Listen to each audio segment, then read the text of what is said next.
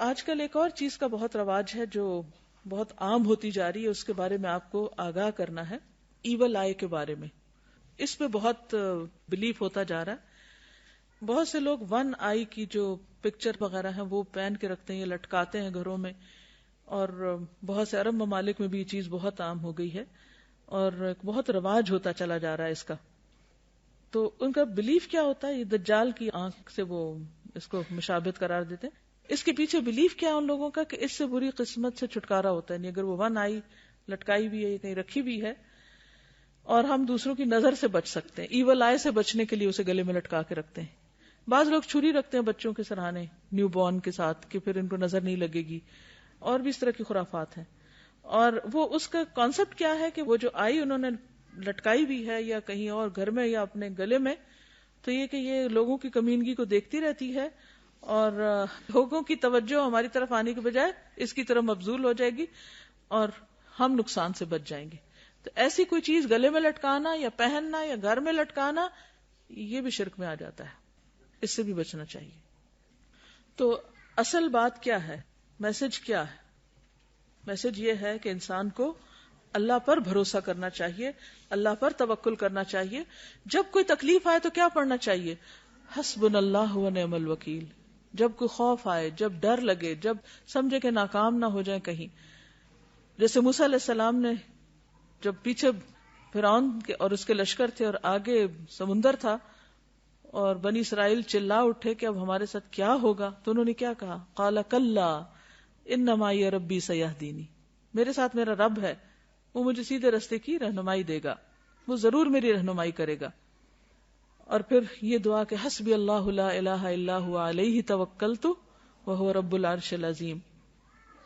حضرت مغیرہ نے معاویہ بن ابی سفیان کو لکھا کہ رسول اللہ صلی اللہ علیہ وسلم ہر نماز کے بعد جب سلام پھیرتے تو یہ دعا پڑھتے تھے، لا الہ الا اللہ وحدہ لا شریک لہ لہ الملک ولہ الحمد وہو علی کل شیء قدیر اللہم لا مانع لما اعطیت ولا معطی لما منعت ولا ينفع ذا الجد منک الجد.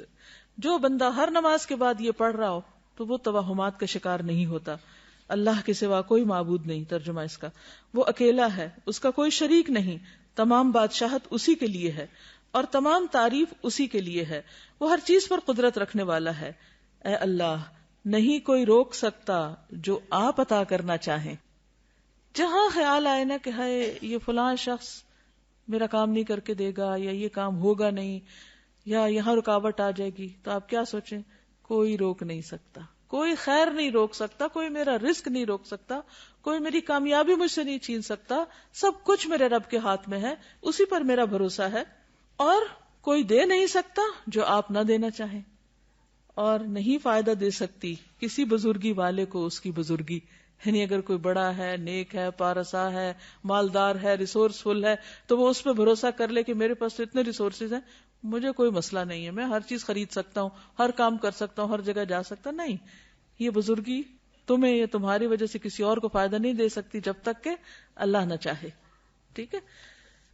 تو اصل بات کیا ہے جو نبی صلی اللہ علیہ وسلم نے اس صحابی کو فرمائی تھی نا کہ دیکھو سارے لوگ مل کر اگر تمہیں کوئی نفع دینا چاہیں، کوئی نفع نہیں دے سکتا جب تک اللہ نہ چاہے، اور سب مل کر اگر تمہیں کوئی نقصان پہنچانا چاہیں، کوئی نقصان نہیں دے سکتا جب تک اللہ نہ چاہے.